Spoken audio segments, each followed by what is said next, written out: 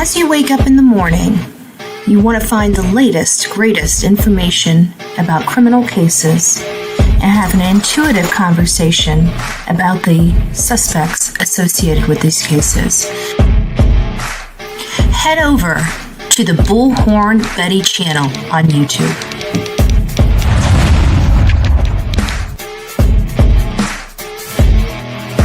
Get breaking news right here on the Bullhorn Betty channel.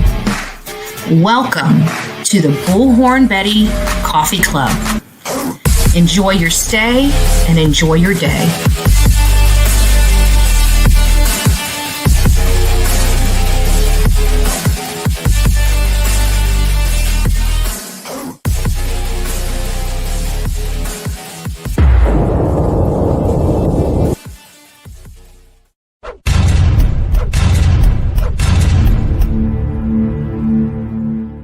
Y'all, we have breaking news information related to these text messages in the Lilly and Jack Sullivan case. As the silence becomes deafening, we do have some perspective.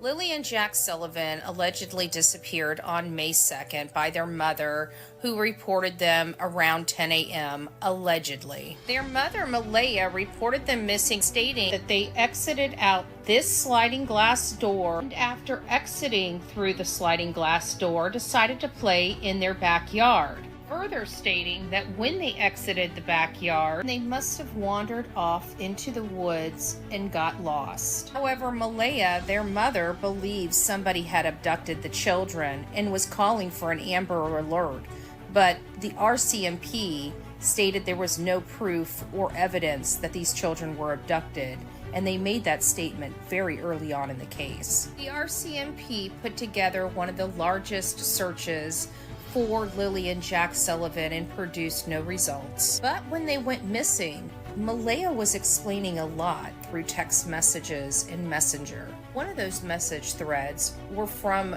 Lilly and Jack's biological grandmother. Belinda, Cody's mother, reached out to Malehya to find out what happened to the children.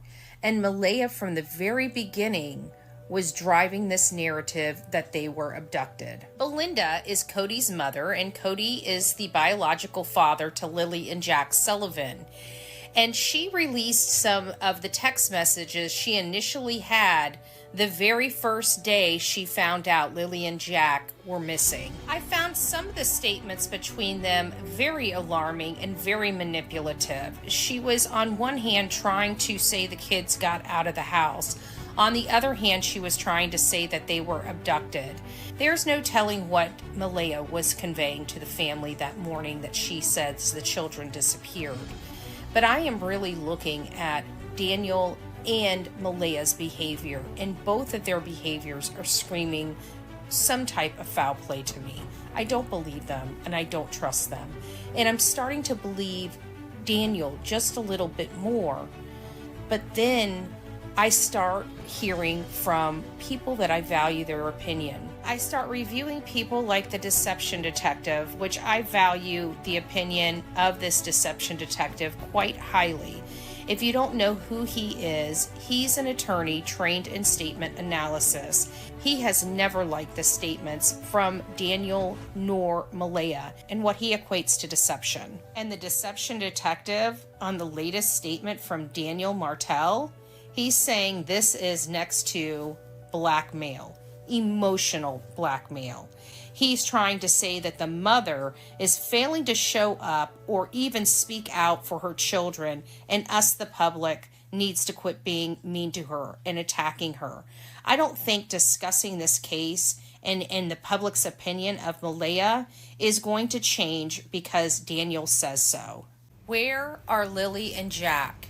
And what does Daniel and Malehya truly know about their disappearance? Don't forget to like, share, and subscribe to the Bullhorn Betty channels, and let me know your thoughts about this. This case is driving me bonkers.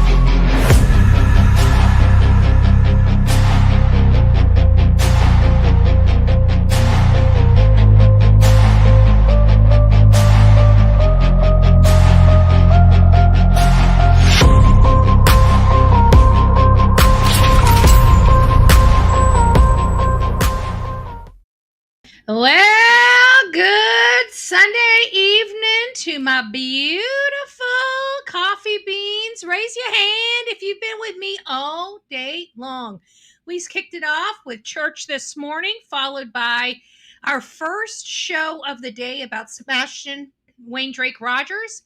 Then we went over to the Crime Story show and went over the Decker case. And now we're here with the Lilly and Jack Sullivan case. So this flow has kind of worked out really well for me to get the stuff together.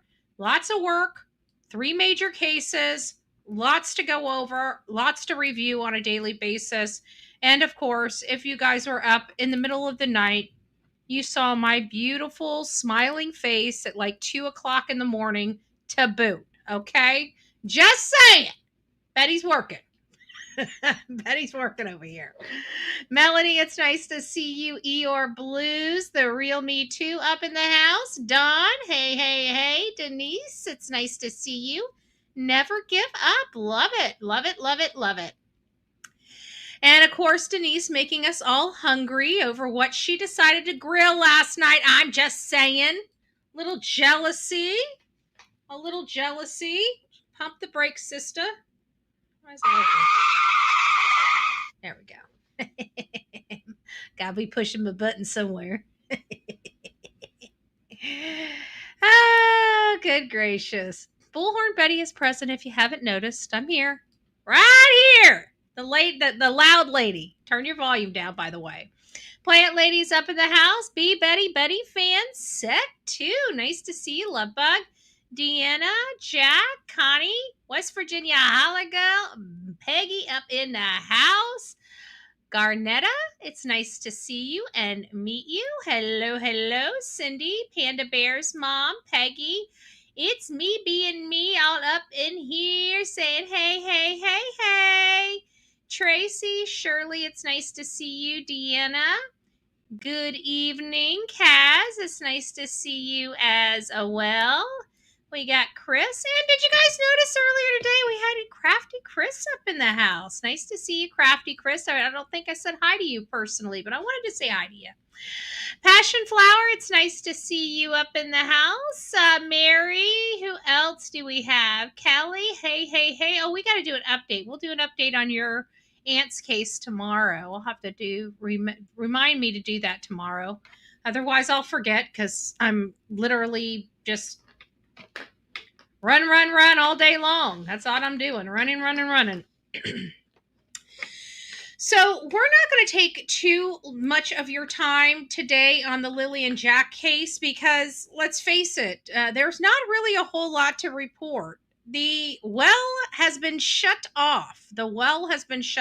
We've got no reports coming from mainstream media in a significant amount of time. Let me tell you, when the last news report came out on Lilly and Jack, the largest breaking case that they have in Nova Scotia, and it looks like the last update was 3 days ago.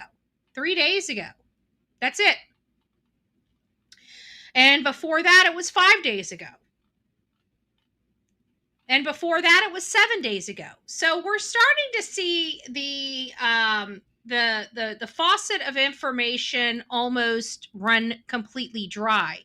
And so I'm like, you know what? Let me go over here and check out the RCMP, see if they've made any updates, see if they've have any statements on how many, leads they may have gone over, if they're planning on any additional searches.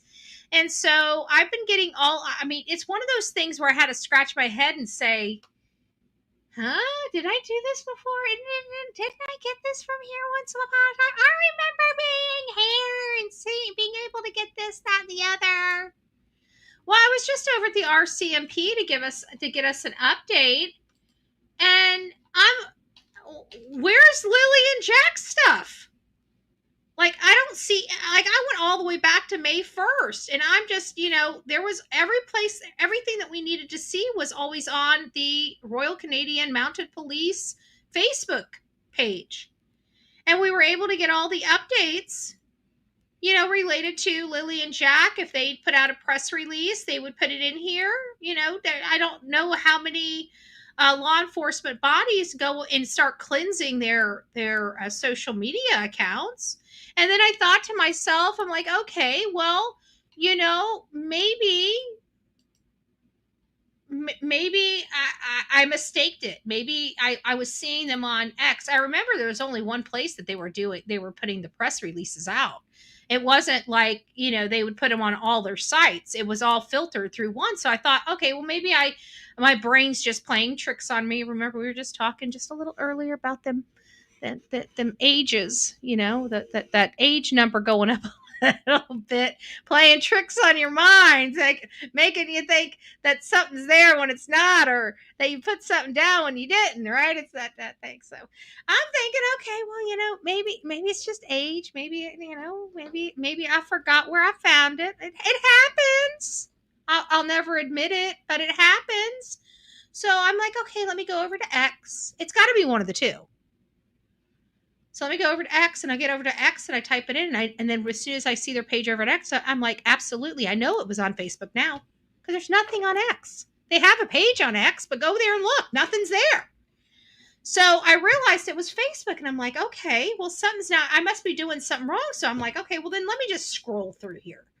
I can't do the search, type their name in and pull anything up. So I know I saw this stuff posted on the RCMP. And so I'm just trying to pull some stuff for tonight's show to kind of let's walk through the details of the case from day one, when the first reporting and, their updates and their press releases that they've been putting out on Facebook. I said, okay, let's go ahead and pull those. And that'll be something we can talk about and just look at the progression of the case from the RMCP standpoint. Royal Canadian RCMP. It's getting late, and Betty's been working a long time today. Long time. So I just naturally thought, okay, maybe I did something wrong. It's late in the day. I know it was there. We displayed it on Bullhorn Betty's show. We've showed you guys. We pulled up the RCMP's actual statements, put them up on our show. I go here today, it's all gone.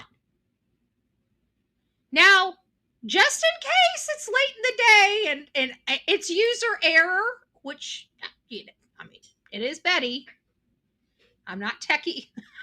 You'd think I'm techie on all these damn social media.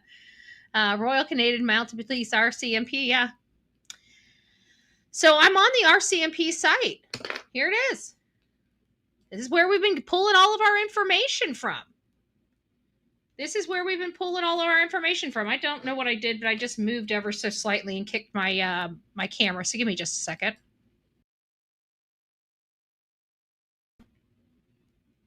There we go. Okay. So here's the RCMP. Now, I know that this is where I was pulling the information. This is where we were all pulling the information. So if you guys go on the RCMP's Facebook and you do find the statements that they posted out to the public, during the search and about their search efforts, and even this is even where I was getting my my photos that I used in my videos were directly from the RCMP site, especially the ones where they were showing them the drones and the people out there working. That was directly from the RCMP Facebook group that you're seeing here. But it's all gone. There's nothing here related to Lilly and Jack Sullivan. And if true, if you guys want to go check, go check. And if true, what does it mean? I've never seen a law enforcement body go in and cleanse their account before. That's very, very strange. Wonder why they... Exactly. But I do want people to check and make sure that I'm not doing something wrong. It is later in the day. I didn't sleep very well last night. I've been working my tail end off on a Sunday of all days. This is usually my relaxing day, and I'll do like one little live in the afternoon sometime, and that's really pretty much it. But we've been rolling all day long with all the updates coming out. So I was going there just to look. I just ran across this, by dumb luck, because I haven't checked the RCMP in quite a while. But the point I was trying to make for all of you guys is because, we are getting into this case. One of the breaking news that I have for you is that nobody's talking about this case. This case went zip Nothing. Media's not talking about it. We don't hear Daniel out there talking about it. Malehya has never been talking about it. And now we have stuff being stripped off the RCMP site. And it's starting to make me feel like, this is really no longer a missing person, that this truly is a full-fledged investigation, and they want anything that resembles a missing person or any details, because here in the United States, when we have a criminal investigation, all of those public records and access to that public records subsides. You don't get it no more. They're locked down, pending the outcome of the criminal investigation. So it makes me wonder, is this their procedures and protocol? Maybe now that this has moved up to a different type of investigation, which would require them to remove all of that information for the protection and the integrity of the investigation. Could they be shifting into a different scenario? That's where I'm going with this. Never give up. Like I said, I just happened to find this because I wanted to show you guys the how long it's been since there's been any updates from law enforcement. And when I went here, I kept looking for the last update, because I knew that that's where I got it from. So I didn't even think that there were all the stories were gone. And I'm like, why can't I find the last update? The last update I personally read. And I'm like, why can't I find it? I'm looking at the date. I'm like, the heck is going on here? So then I'm like, okay, I'm just going to scroll all the way back. And so I scrolled all the way back, and I went to the day that they disappeared, the day that they had the very first posting of this. Gone. And so this brings me to a whole different topic of conversation for the show, which we're not going to get into tonight because, again, this show was already prepared prior to me realizing that the RMCP has removed. I can't find any, not even a statement referencing Lilly and Jack Sullivan. Not even a statement. It's not you, Betty. All the information is gone live here in Nova Scotia and can find nothing. Okay, there you go. There you go. So maybe it is moving into something a lot more. Maybe they are really looking at Daniel and Malehya, because I can't imagine them just having this, where they were keeping everybody engaged, had the public information officer, keeping those news release coming. I mean, sometimes those news release don't give us much of anything other than, we didn't find anything out, in our search. We've now searched XYZ, kilometers, and we've followed 180 leads. We've had 160, personnel out in the field. It was something to keep us engaged without, us having to have talking points for our shows, without us having to speculate too much, because, law enforcement, they really don't like us speculating. But if they don't keep the public engaged, then in order to keep the story alive, people have to find other talking points to discuss. And some of those other talking points to keep the story alive end up being more conspiracy type theories, which is what law enforcement doesn't want. So they're really creating this vacuum. And if they just have a good plan of action for, national or high profile cases, they'd be a lot more successful in keeping down the misinformation and disinformation, in my opinion. When it involves reservation tribals, it's a whole nother ball. That's what I'm learning as well. And I did misspeak because I'm from Florida. We don't deal with tribals. And in part that is true, but we do have tribals. One thing I said is I don't think we have tribes here, but we do. A couple people from Florida reminded me that we do have tribal land here, but we don't deal with that because it's such a minority to the overall state of Florida that we very rarely have any issue. We have no tribal issues, to the sense that I don't know the law when it comes to it. If we had more tribal issues, I would have more education in that, because we would have studied it more, right?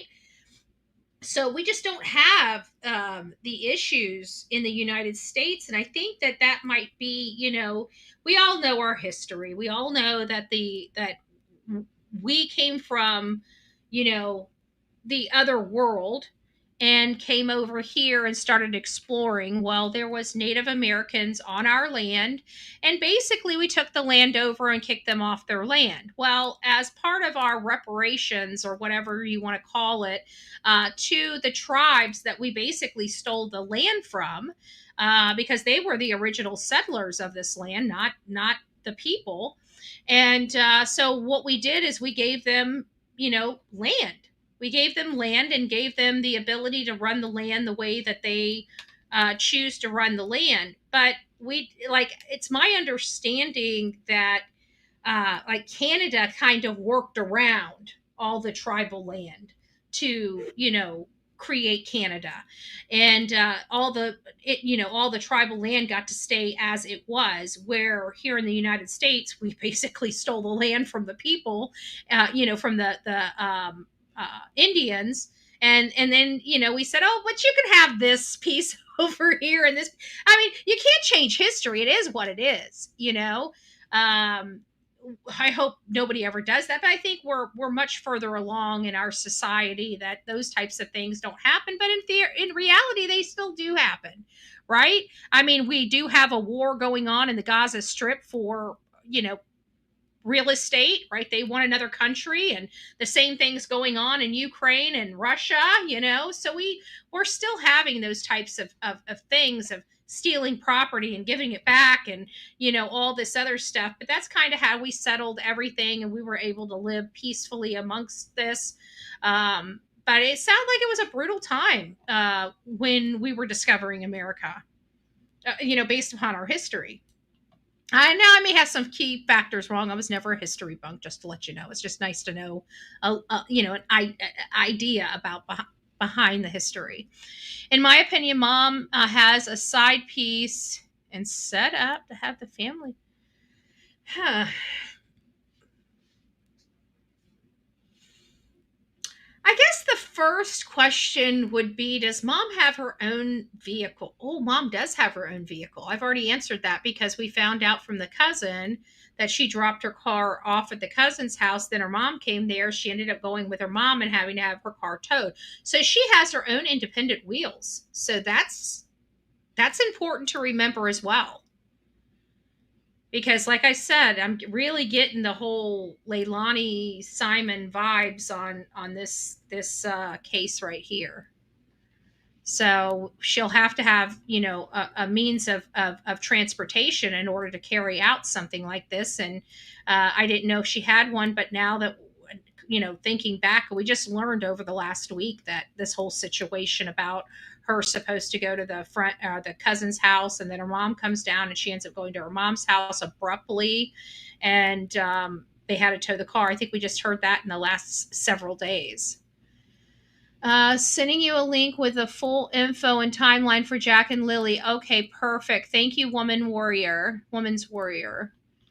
I think about it, and they got those babies rooted to the reservation. Then here comes mama and the baby. The tribe does not have to tell anyone anything.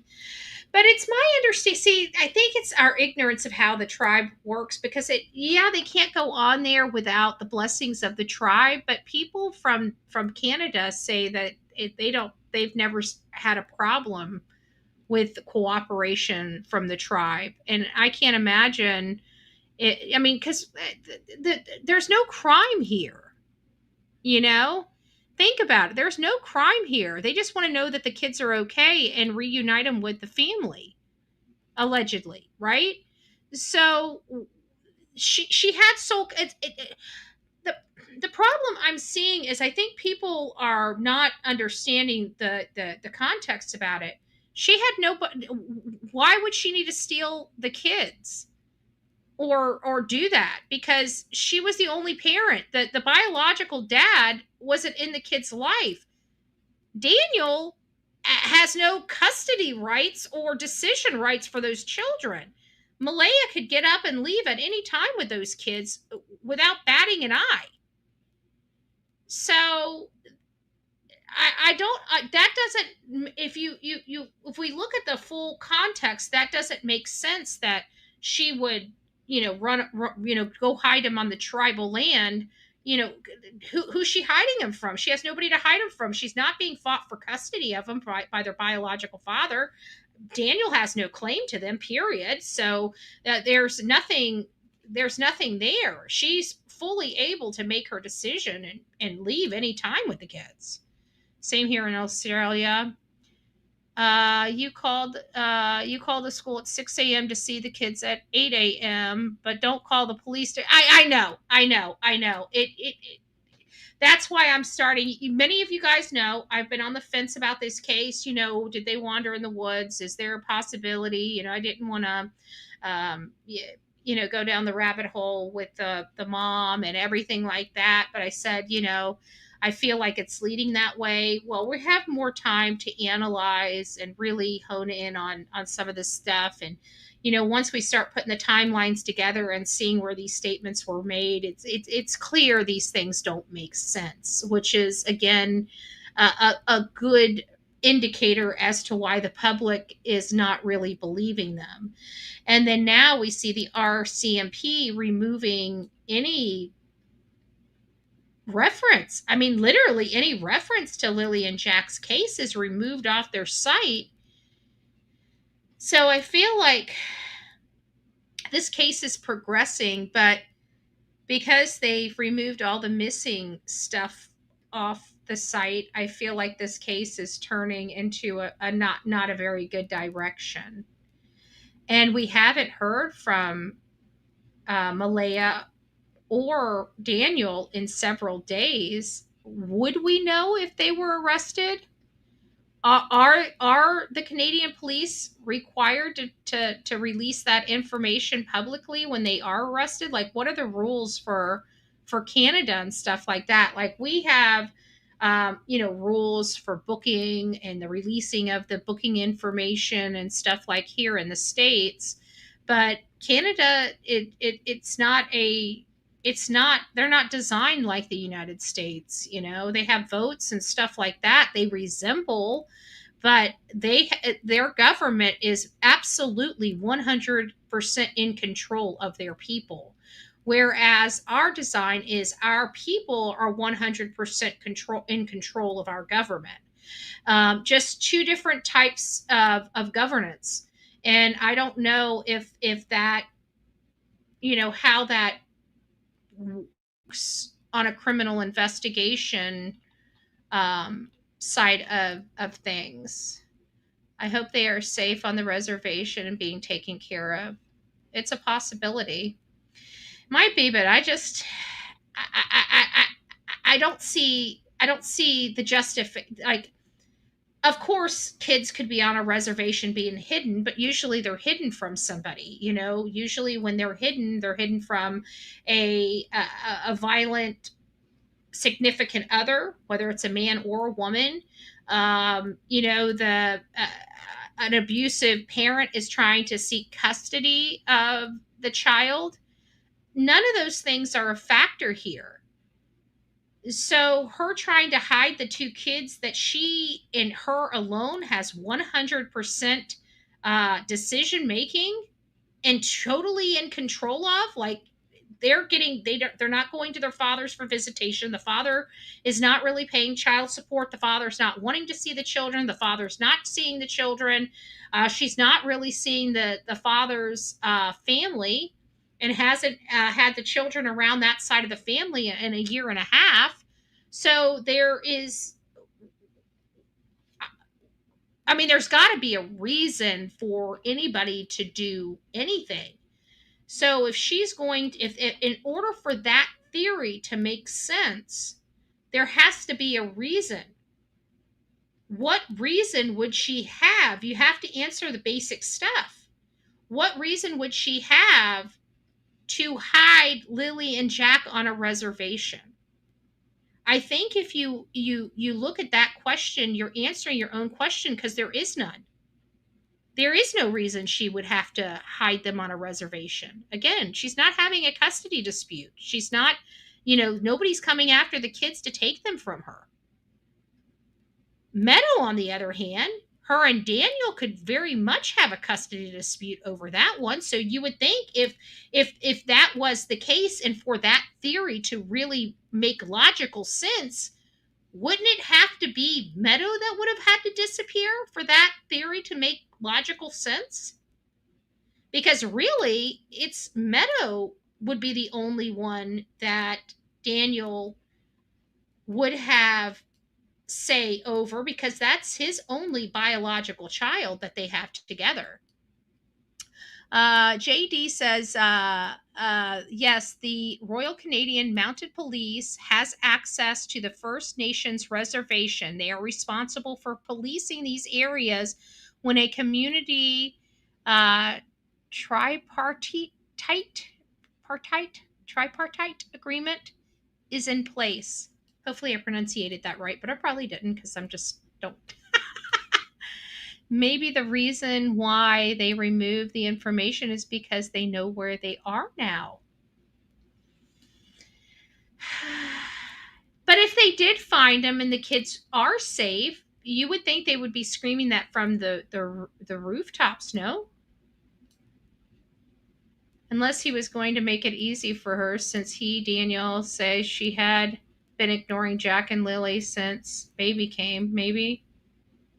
Yeah, maybe, but still, even if it's like any other step parent or any other boyfriend, just because you're a boyfriend with them and just because they feed your child or even your animal doesn't make that child or that animal theirs. And the reason why I brought up the animals, because I was on one of those court those court TV things, and there was a boyfriend and a girlfriend there, and the boyfriend stole the dog. And the girlfriend's suing him for the dog because it was her dog before they got in a relationship. And his rebuttal to the judge was, well, since we were together, I'm the one that took it out, took the, whatever, I can't remember if it was a boy or a girl, but I took the dog out to use the bathroom. I fed the dog. I bathed the dog. I blessed the dog. And she's like, so I think it was on Judge Judy. She's like, so what? It's not your dog. Give the dog back. Guys, like, dude, like, seriously.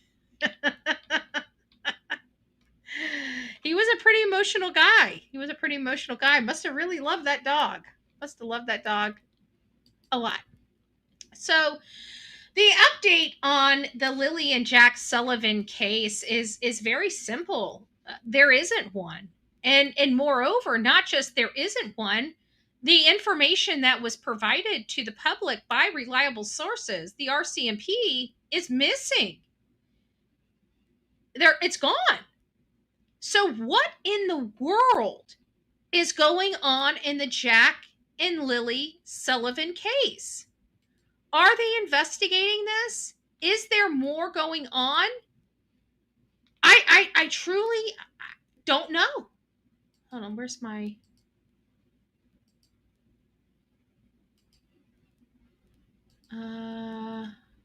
Okay, here we go. I'm going to put this on so we can watch it and listen to it. A paper lantern for 4-year-old Jack, another for 6-year-old Lily, released into the twilight sky as a beacon of hope. Illuminate the path for Lily and Jack. Guide their footsteps home. One by one, people placed candles, teddy bears, and angels outside the Stellarton RCMP detachment, a growing memorial as many questions are still unanswered. Investigators remain committed to exploring all possibilities surrounding the children's disappearance. We want to thank all those who provided tips and information. Please know that we're fully engaged in finding out what happened to Lily and Jack. Some family members of the two children looked on as dozens of community members showed they care. It's like every parent's worst nightmare. You don't ever want to have to ever go through something like this. And I think it's good to show them that their community is here for support if they need it. Search and rescue volunteers have scoured a total of 8.5 square kilometers surrounding the children's home. The latest search happened this past weekend when crews focused on a pipeline trail where a boot print was previously found. Tell me what that's been like living here in this community and having to watch this unfold day after day. It's hard because with Facebook, you're on Facebook every morning, check and see if there's an update.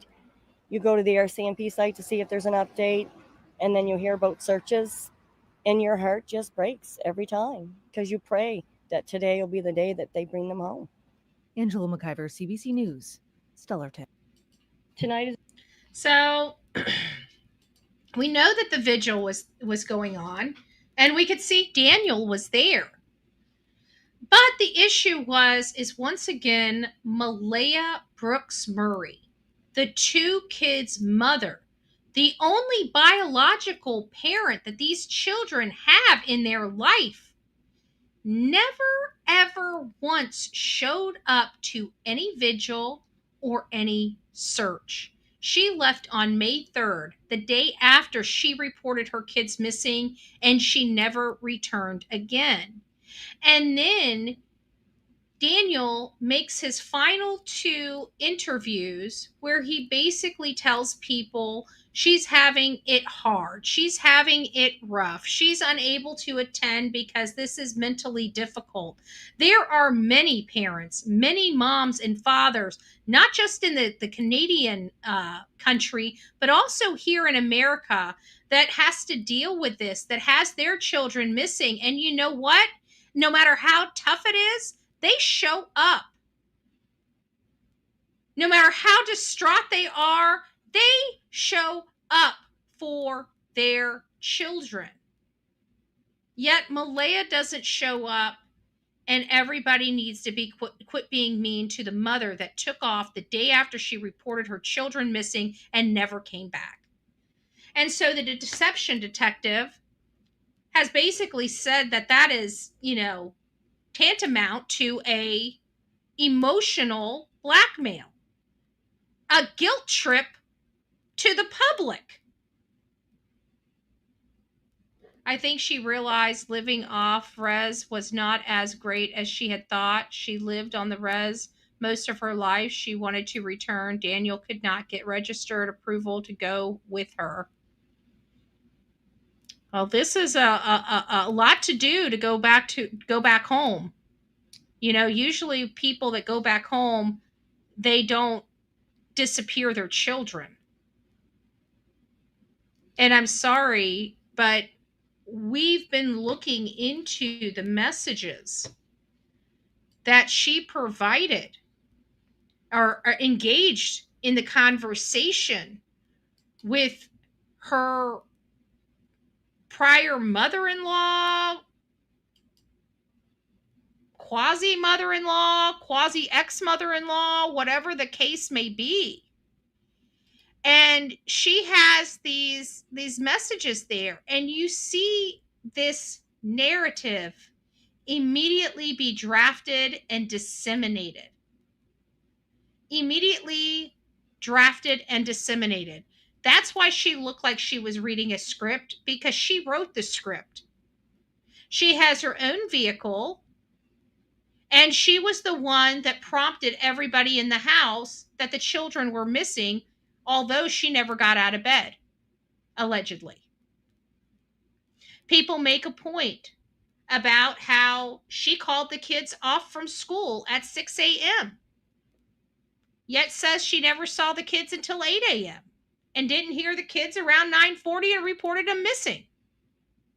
Which, based upon law enforcement getting to the house, I think that time is off too. It doesn't sound like she even called law enforcement until 10:20. 10:20. Maybe as late as 10:30.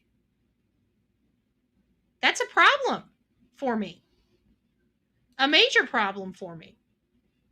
Mother feels her children were abducted, asks why no air alert was issued. Isn't that a logical conclusion since her children, Lilly and Jack Sullivan, seem to vanish without a trace? No shortage of people making these videos about the parents. Yeah. But the problem is, if there's no evidence of the abduction and there's no evidence they walked out of the house, I'm pretty sure that the law enforcement is tuning in to what the reality of the situation is. But it's the messages.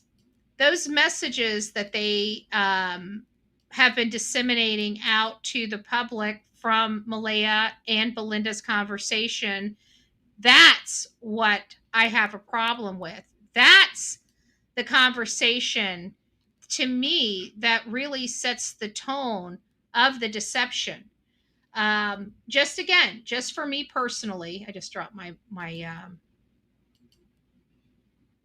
audio, so let me reshare this.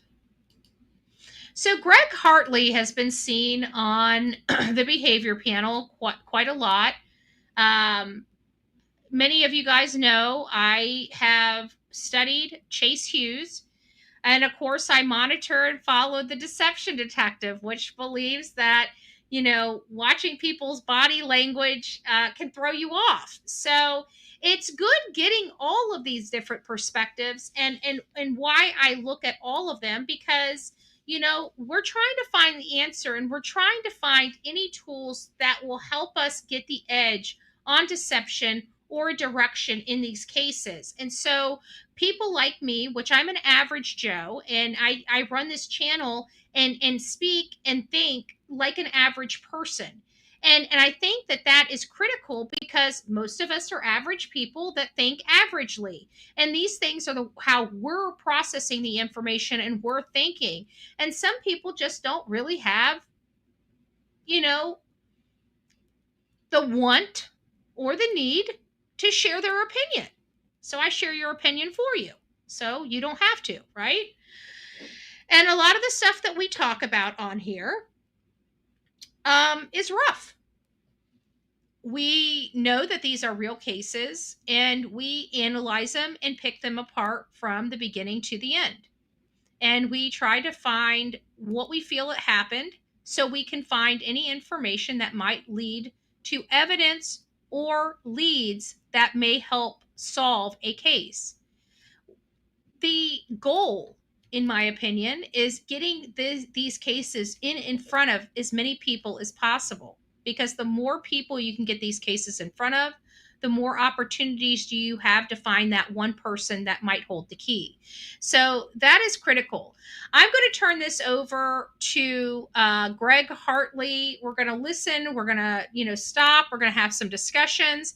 But I think this is pretty interesting. So I figured we'd listen to it together and get your perspective on it.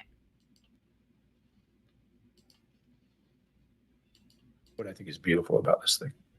Absolutely. So today I got up at 3 a.m. to leave the place I was in. I was in the airport, and I was going to send this to you at 4 a.m. And I was like, yeah, that's a little bit early. I was up. Oh, yeah, I figured you might. But I was just digging through videos, and I really wanted to cover this case you guys are dealing with, because I think we can add some value as a team. But I don't think we're going to. I think it needs some immediate action. And you and I both agreed, let's just look at it. Mm-hmm. And I found 20 seconds of a clip that I just went, oh, I need to call Sadie. And that's how we got started on this conversation. And you said, well, you wait till you see the mother. So I'd seen the father. Yeah. Realized I have not seen anything of the mother. Sadie's pulled some clips, and we're going to talk about those. I'm not going to preach. We're going to talk. How's that? Perfect. Me and my family. All right. So now you know who Greg Hartley is. I'm sure if you've been in true crime at any significant amount of time, you've probably been over to the behavior panel, where they break down these cases and try to find whether people are deceptive based upon their body language. It is a lot of people believe, and I believe there is a science to it, maybe a pseudoscience at best, but a science to it, that your body, whether you're talking, your body still internalizes information. Your brain runs your body. We talk a lot about the brain, and we talk about how if your brain is really sick, the rest of your body is sick, because your brain controls the rest of your body. Well, it also controls how you process information, and how your body takes that information, and how you give information, and how your body gives information.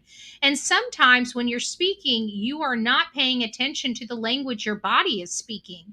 And so you might be saying yes when you really mean no, but you don't want people to know. So what do? You're saying yes while your head is nodding no.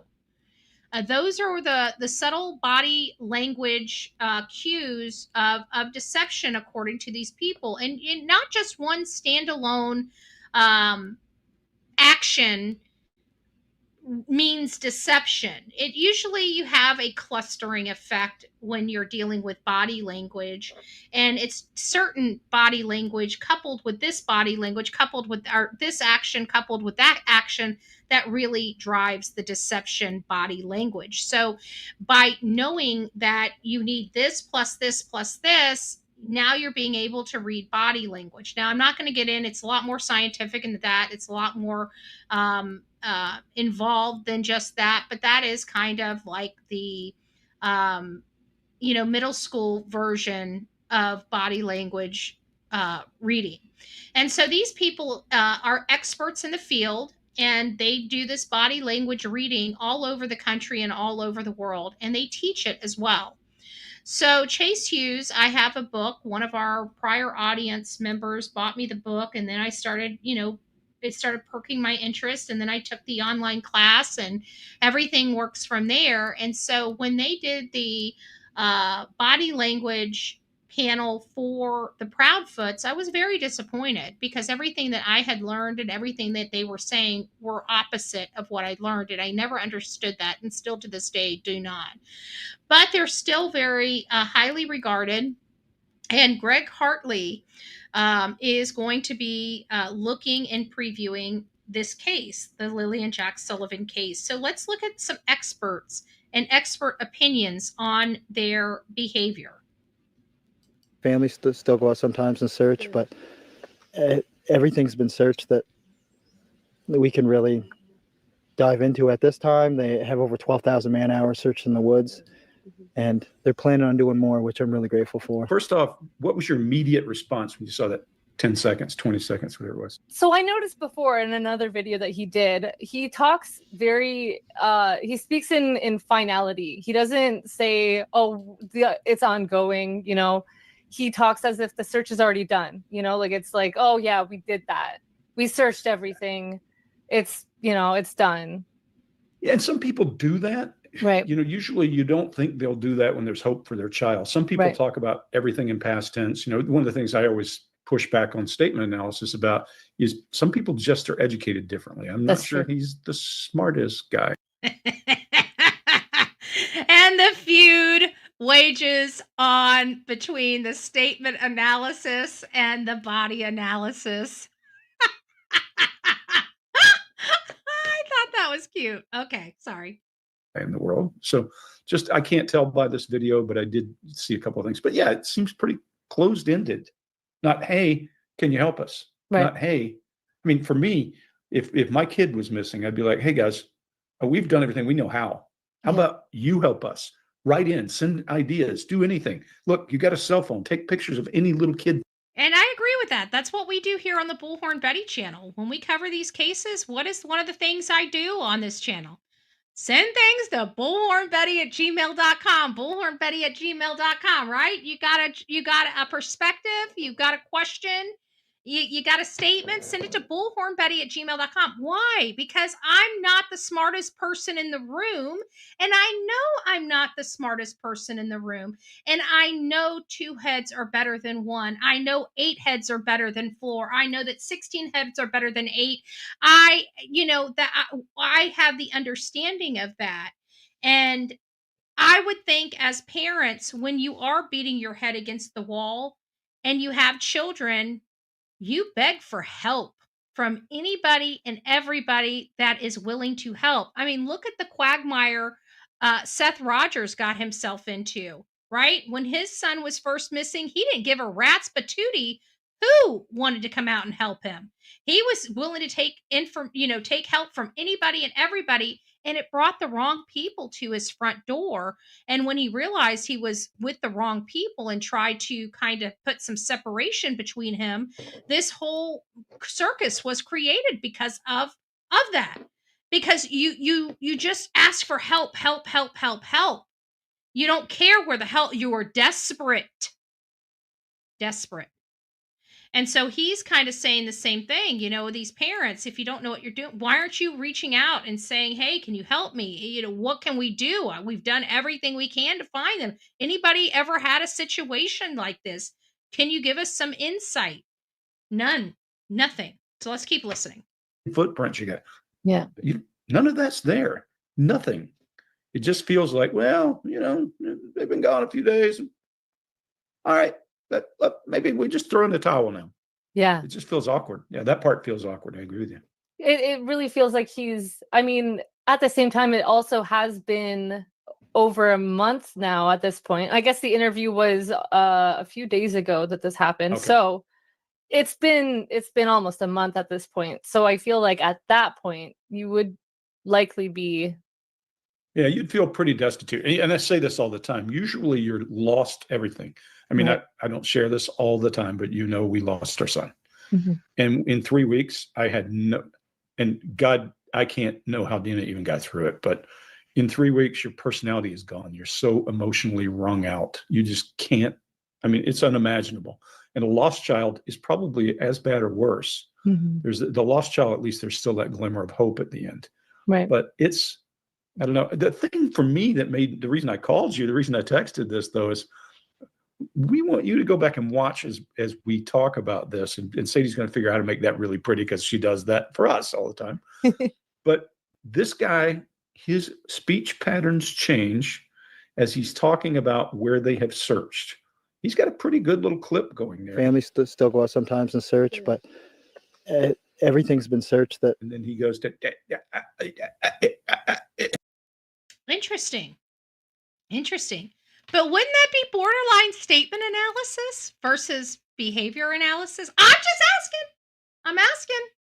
Not the topic of conversation, but I'm just asking. Everything's been searched. And, I always say what's going on is the monkey brain is taking over. That cat brain, this is when the guys always joke around when I said I'm bringing a monkey to the dance. I work really hard to get people to this position where they can't think. Right. And he is trying to figure the right words. And he says, dive into at this time. Not only does he say that, his shoulders come up and he bounces a little bit when he says it.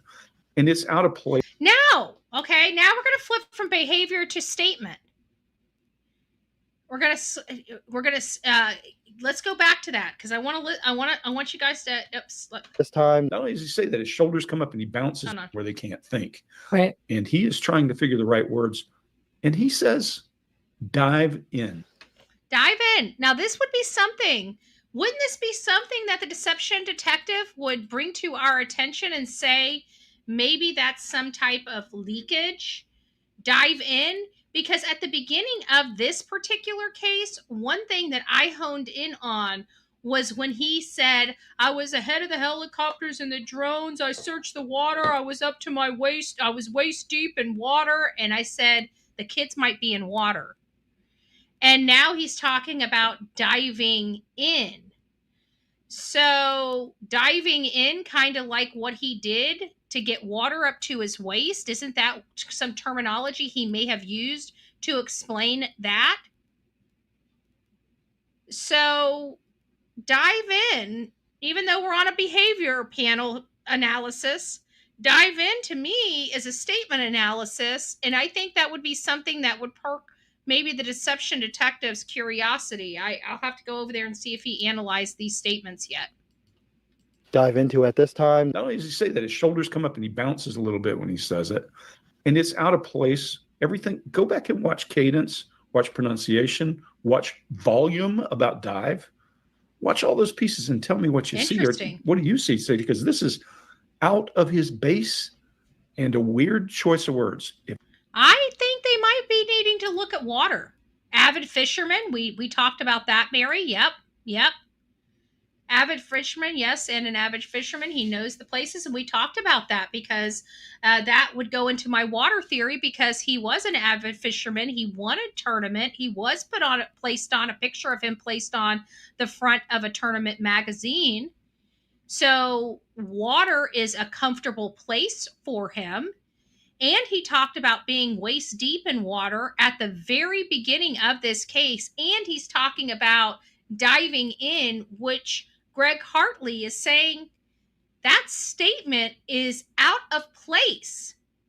So that might be some leakage as the deception detective, as we do the duel between the statement analysis and the behavior analysis. If I were talking to law enforcement, I would start searching the water around this place. That's a weird choice of words, maybe. Maybe they drowned in a bath? Is that what you're trying to say? And just another human? Interesting. We didn't talk about that. Because we do kind of have a feeling that it's an accident that was until I realized that she fully detached from the kids.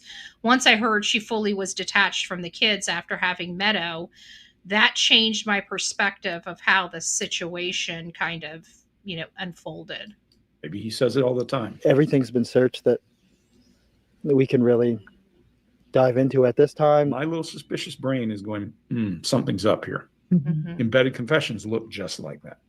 Wow. When you sent me that message and you gave me that timestamp, I went right to it and I saw that, and I hadn't even put that together before you had said that. And it was so shocking to see that. Yeah, it's just such a weird word pattern change. And look, when we talk about body language, what we're really talking about is change, because all of us communicate. And, I always say this, 3 pieces, 2 pieces. The 3 pieces you communicate with are gestures, illustrators, and regulators. And the 2 pieces that protect you are adapters and barriers. We expect a person to be fluid and speak and move their hands. He's not doing that we can see. His shoulders go up when he says dive is the only time we see any real movement. Interesting. He's communicating something, whether it's intentional or not is another question. Is he communicating we don't know where else to look, we're hopeless? But dive is a weird choice of places there. So I think I'd dig in a little bit if I were the police. Wow. Now you guys see why we look at a lot of different perspectives and a lot of different experts and professionals, is because I think by doing that, we get a whole different perspective of a situation. Like, I didn't notice that about him, nor did I notice about the dive in until it was brought up here. But now once you see it, once you hear it, it's almost like breaking glass when you hear it again. It is truly out of place. Yeah, that's great. Weird. Wow. So now we can watch The mom. Yeah, let's watch. I haven't seen her yet at all. So this will be interesting. And sorry, guys, we haven't gotten to this on the channel, but I think it's more important to say that you do it because you're local, you reach more people close. And thank you for bringing me on. Oh my gosh, thank you for being here. I told you this is like a dream come true. This is don't be silly. This is your family. Oh my gosh, thank you. I'm just staying as hopeful as possible. I want them home. I want to hold them. And I want them home. What happened was we woke up, I heard them playing in the next room beside us, and I was drifting in and out of sleep. And they're not the type of kids that we tell them not to go outside on their own. We always make sure that we're out there with them, watching them. And they happen to just get out that sliding door and we can't hear it when it opens. And they were outside playing, but we weren't aware of it at the time. And the next thing we knew, it was quiet. And we get up and I tell him, my partner, Daniel, I tell him, do you hear the kids? And he says, no. And we get up instantly. We're looking outside. We're looking everywhere, yelling for them. And I instantly just call 911. I just had the instinct I needed to call. They're both really go-lucky children. They're so sweet. They talk to anyone. They'll talk your ear off. They will speak to anyone in a store. Everyone. They're just extremely. She's really, I'm sorry, but she is pushing this abduction narrative so aggressively. They'll just speak to anybody. They're so kind. They'll speak to strangers. They'll just speak to anybody. They'll get into the car with anybody. They were abducted. It just. Sweet kids. Yeah, my first observations, just very first things. And remember, this is the first time I've seen her. Up talk, when she's talking about the kids. Down talk when she's talking about what other people have said to her. That's a baseline deviation, because if other people have said something and you're saying, they told me, why would you say the kids are baseline deviation? Good. They would go outside. The other question that comes to mind for me immediately, and this is without body language, if you know they go outside because you tell them not to, why don't you fix that problem? I would want to go see the door and say, how'd they get out? Mm-hmm. Because, you know, I blocked my own sliding door with some kind of apparatus so somebody can't open it. Yep. You know what? This just brings me to another thing. Okay, guys, hear me out here. Hear me out. So we know Malehya left the very next day, and she left as she was being briefed on her children's case. They said that she walked out of the briefing, got into an ambulance, and then abruptly left with her mother and never returned. And I think it may potentially come down to the sliding glass door, because what if law enforcement did take them in there and did open the door and did make them go stand in the bedroom as they opened the door? And what if that door wasn't as quiet as they led on to believe? And when law enforcement approached her, she was nervous. And then when they had the press conference, her anxiety was through the roof with guilt. And she needed to just get the hell out of there.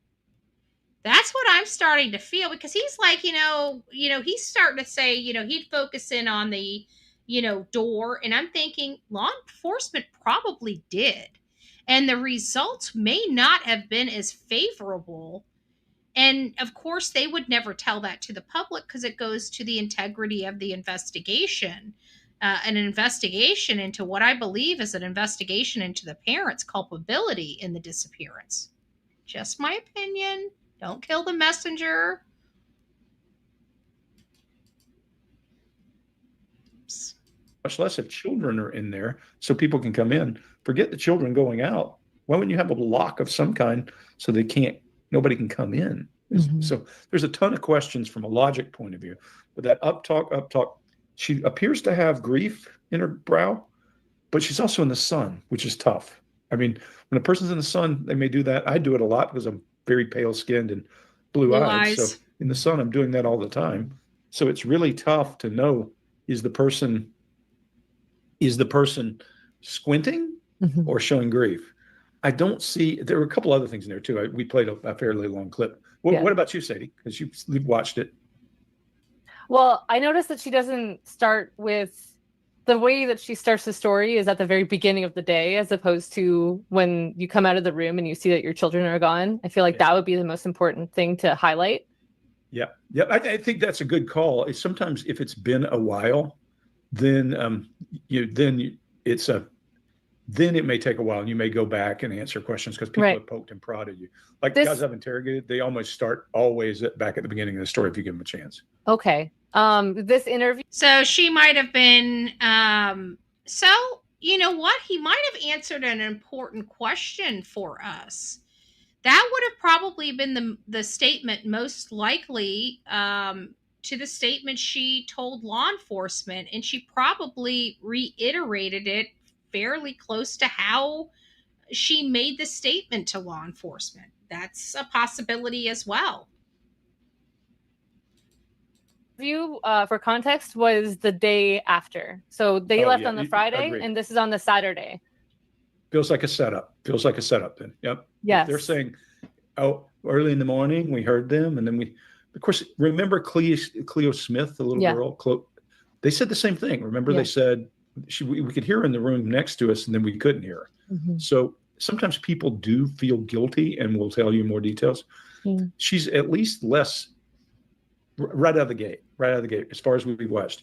She's at least less concerning for me than the guy. Because that big word. Ooh. Ooh.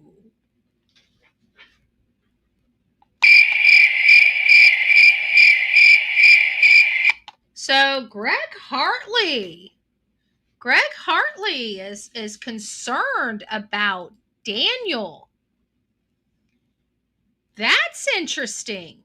He's concerned more with Daniel's body language than Malehya's, but we believe it's kind of a similar story to the Summer Wells case, a similar story to the Sebastian Rogers case. Where it's possible the mom did something horrible and the male half is trying to protect the mom half by cleaning up the situation. Maybe?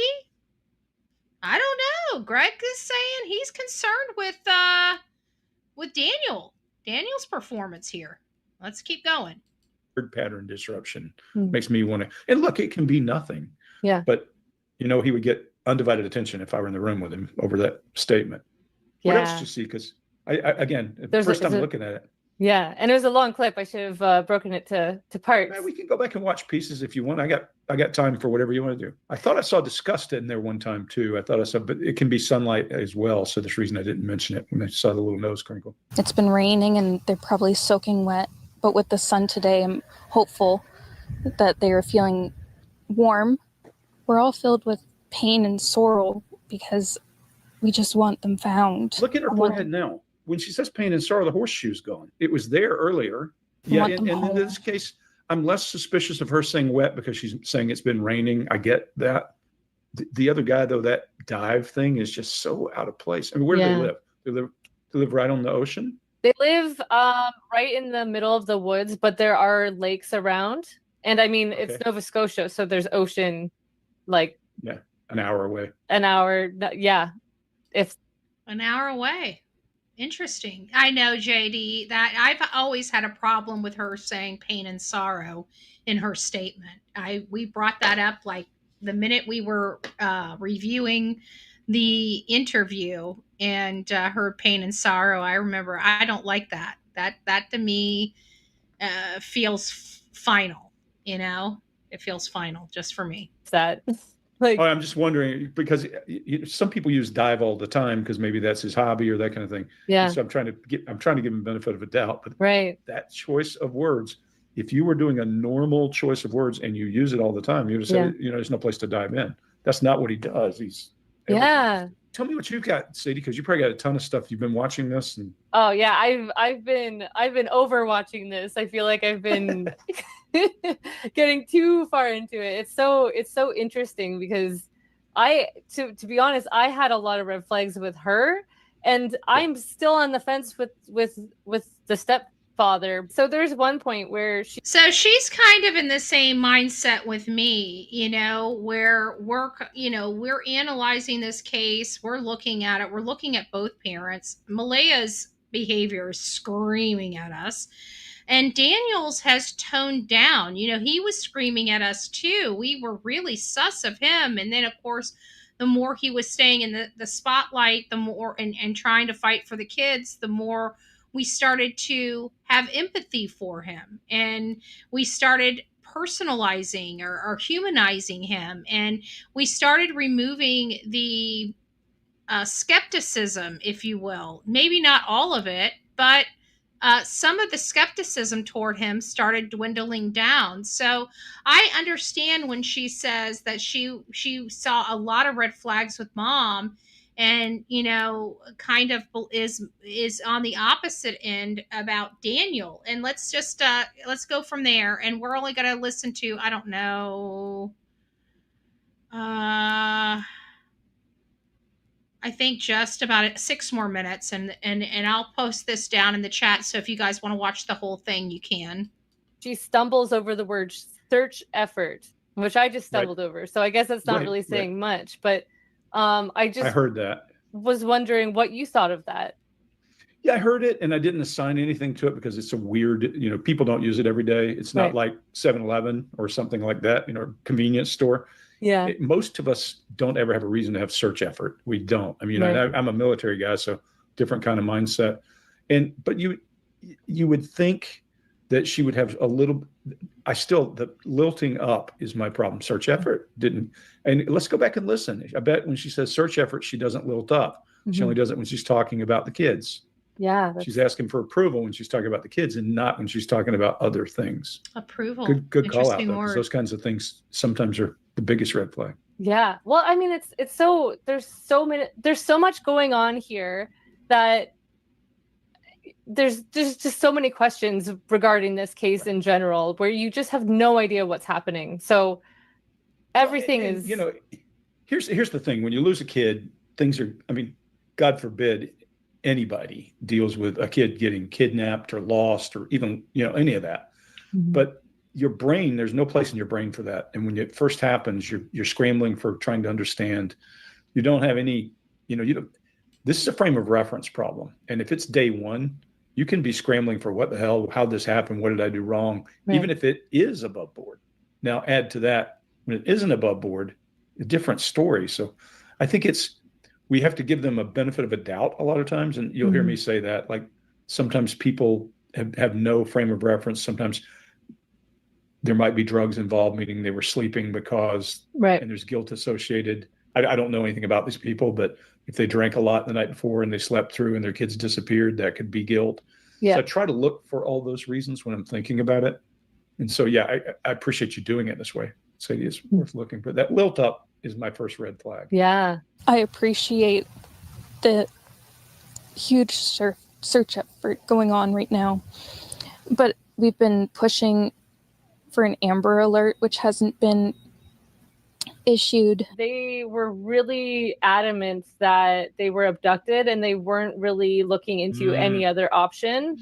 That's different. Yeah. When a person comes up with, especially if you live in the woods, you live in the woods, if I live in the woods and my kids have access to a door, truly have access to a door and can go out and play. Like I said, number one, I'm going to bolt that door shut because these are little babies, Absolutely. But number two, my first horror would be they're lost in the woods. Yes. I'm going to try to find them. I would look for footprints and look for all that. I mean, my brain goes to logical first.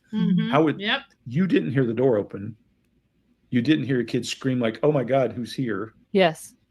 So why would you immediately go to abducted? Unless they're saying they wandered in the woods and got abducted. Right. And that would mean somebody's waiting for them. And that has always been my problem with the Summer Wells case. Them immediately going to the abduction versus, her wandering off because they were on the top of a mountain with nothing but woods surrounding them. You can't even drive a 4-cylinder car up their driveway without it rolling backwards. That's how much of a pitch it is to get up that mountain. Yet their very first inclination was abduction. And it was the one that just didn't jive. It didn't jive. Much like this. They didn't see anything, but they automatically assume in the middle of nowhere where they don't even have somebody for miles, there's somebody going to be sitting there waiting for their kids to walk out to snatch them up. Wouldn't you think that if there was somebody there that was going to, abduct the children, they would have been at the bus stop when the bus was supposed to have been there? Not at something like 9:30 or 10 o'clock in the morning? It's a little odd timing to be hunting for kids. Because they're in the woods. So there's a lot of logic things when somebody immediately goes to they're abducted. Yeah. Because that disperses the search. Exactly. Quickly and takes people off of other things.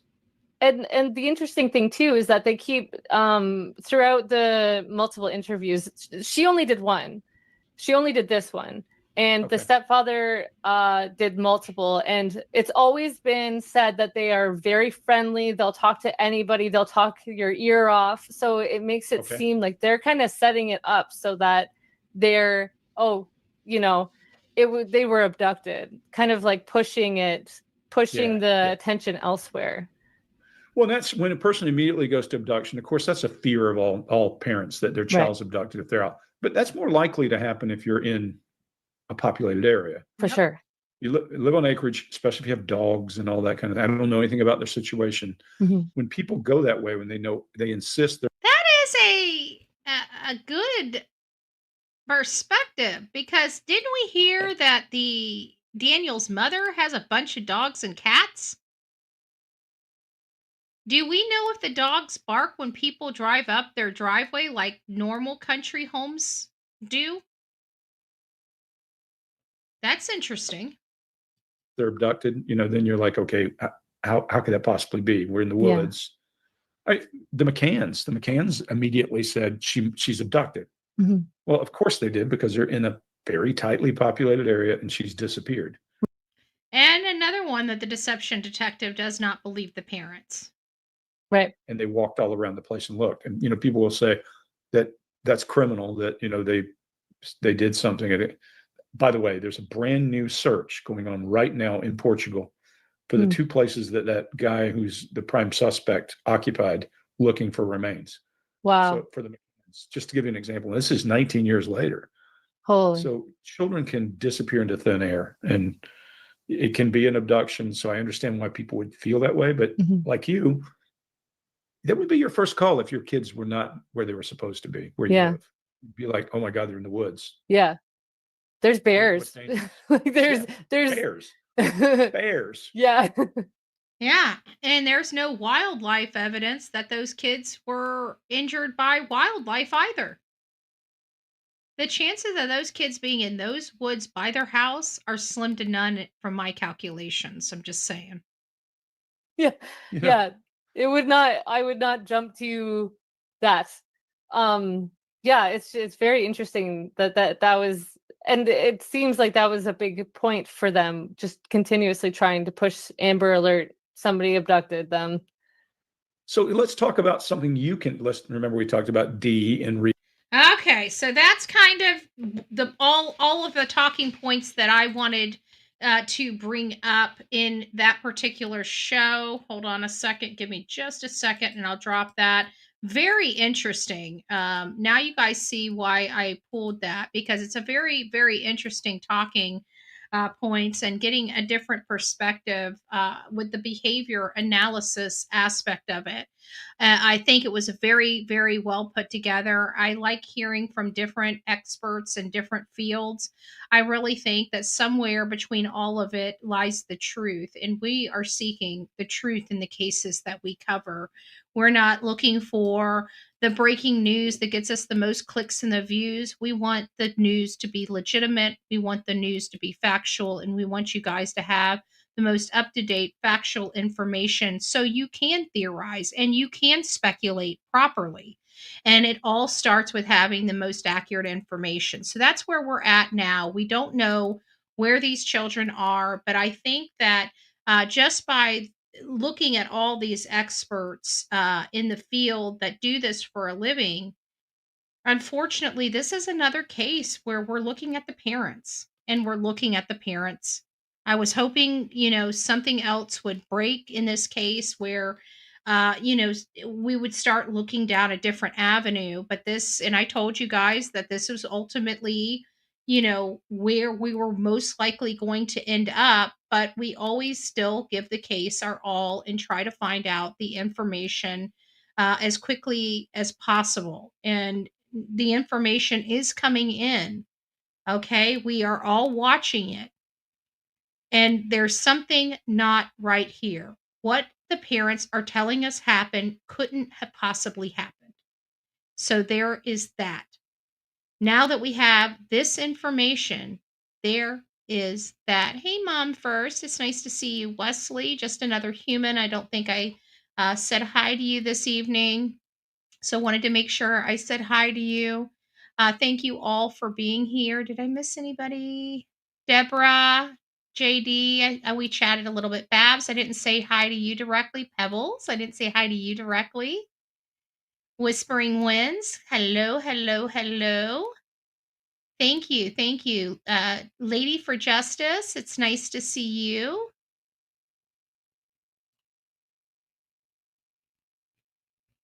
Michelle, hey, hey, hey. It's nice to see you. Here for the truth. Love it. I really wish the news station would just release her whole. And I know.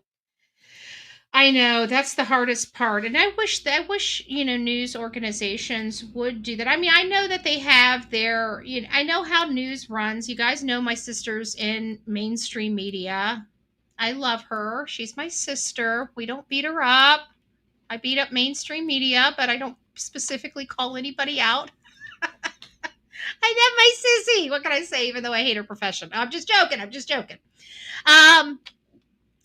But we know that they have to, segment it. They have to, if they have 15 seconds, they got to fit 15 seconds. If they got 47 seconds, they got to fit something in 47 seconds. They have to get the clip to fit their segment for their broadcasting purposes. So we understand that.